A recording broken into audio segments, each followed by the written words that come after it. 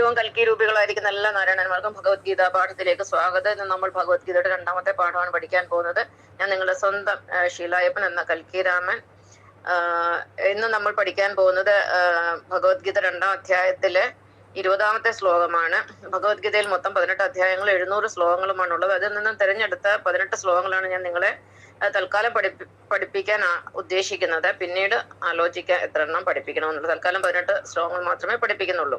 അപ്പൊ ഇന്ന് നമുക്ക് 2ാം അധ്യായത്തിലെ 20ാമത്തെ ശ്ലോകം എന്താണെന്ന് നോക്കാം. ന ജായതേ മ്രിയതേ വാ കദാചി നായാം ഭൂത്വാ ഭവിതാ വാ ന ഭൂയഃ അജോ നിത്യഃ ശാശ്വതോയം പുരാണോ ന ഹന്യതേ ഹന്യമാനേ ശരീരേ. ഇവിടെ ഭഗവാൻ നമ്മുടെ ഉള്ളില് ജീവനായിരിക്കുന്ന ഈശ്വരനെ കുറിച്ചാണ് പറയുന്നത്. ഈശ്വരൻ എന്ന് പറഞ്ഞ ഈ ശരീരത്തിൽ ജീവനായിരിക്കുന്നവൻ എന്നാണ് അർത്ഥം. ഈശ്വരൻ ഈ ശരീരത്തിൽ ജീവനായിട്ടിരിക്കുന്ന, നമ്മുടെ ശരീരത്തിൽ ജീവൻ ഉള്ളത് കൊണ്ടാണ് നമ്മൾ ഇങ്ങനെ ജീവിക്കുന്നത്. ഈ ജീവൻ നമ്മുടെ ശരീരത്തിൽ നിന്ന് പോയി കഴിഞ്ഞാൽ നമ്മൾ മൃതമാകുകയാണ് ചെയ്യുന്നത്, മരിക്കുകയാണ് ചെയ്യുന്നത്, ജഡമാകുന്നു. അപ്പൊ നമ്മുടെ ഉള്ളിൽ ഇരിക്കുന്ന ആത്മാവ് അഥവാ ബയോ എനർജി എങ്ങനെയാണ്, അതിന്റെ സ്വഭാവം എന്താണെന്നാണ് ഭഗവാൻ ഈ ശ്ലോകത്തിൽ നമ്മളെ പഠിപ്പിക്കുന്നത്.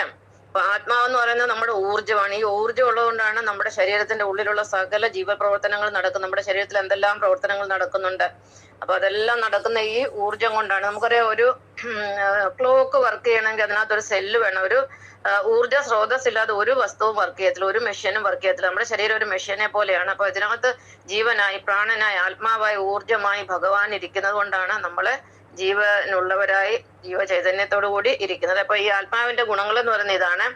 ഈ ആത്മാവ് അഥവാ ഈശ്വരൻ ഒരിക്കലും ജനിക്കുന്നില്ല, ഒരിക്കലും മരിക്കുന്നുമില്ല. അതായത് ആത്മാവിന് നാശമില്ല. ഒരിക്കൽ ഉണ്ടായിട്ട് വീണ്ടും സ്ഥിതി ചെയ്യുക എന്ന അവസ്ഥ ഉണ്ടാകുന്നില്ല. ഒരിക്കൽ ഉണ്ടായിട്ട് പിന്നെ വീണ്ടും ഉണ്ടാകുക, അങ്ങനെയല്ല. എന്നും ഉള്ളതാണ്. ഒരിക്കലും അതിന് നാശമില്ല, എന്നും ഒരുപോലെ ഇരിക്കുകയാണ്. അതായത് ആത്മാവിന് ജനനമില്ല, നിത്യനാണ്, എന്നെന്നും നിലനിൽക്കുന്നവനാണ്, പണ്ട് തന്നെ ഉള്ളവനാണ് ഈ ആത്മാവ് അഥവാ ഈശ്വരൻ. നമ്മുടെ ഉള്ള പ്രാണൻ എന്ന് പറയുന്നത് പണ്ട് തൊട്ടേ ഉള്ളതാണ്. ഈ പ്രപഞ്ചം ഉണ്ടാവുന്നതിന് മുന്നേ ഉള്ളതാണ്.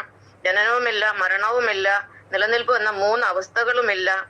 നിത്യനാണ്, അത് ശാശ്വതനാണ്, സനാതനാണ്, പണ്ട് മുതലേ ഉള്ളവനാണ് ഈ ആത്മാവ്. ഈ ആത്മാവ് ശരീരം കൊല്ലപ്പെടുമ്പോൾ കൊല്ലപ്പെടുന്നില്ല. അതായത് നമ്മൾ മരിക്കുമ്പോൾ നമ്മുടെ ശരീരം മാത്രമേ മരിക്കുന്നുള്ളൂ. ആത്മാവ് ഒരിക്കലും മരിക്കുന്നില്ല, ആത്മാവിന് നാശമില്ല. അതുകൊണ്ടാണ് സയൻസിലെ നമ്മള് ഊർജ്ജ സംരക്ഷണ നിയമങ്ങളൊക്കെ പഠിച്ചിട്ടില്ല. Energy can neither be created nor destroyed. Energy നമുക്ക് നിർമ്മിക്കാനോ നശിപ്പിക്കാനോ സാധ്യമല്ല. അതൊക്കെ ഈ ആത്മാവിനെ ബേസ് ചെയ്ത് ഇംഗ്ലീഷുകാരൊക്കെ കണ്ടുപിടിച്ച കാര്യങ്ങൾ, ഭഗവത്ഗീതയിലുള്ള കാര്യങ്ങളൊക്കെ തന്നെയാണ് സയൻസിൽ വരുന്നത്. അപ്പൊ ഇതാണ് ഇന്നത്തെ പാഠം. നന്ദി, നമസ്കാരം.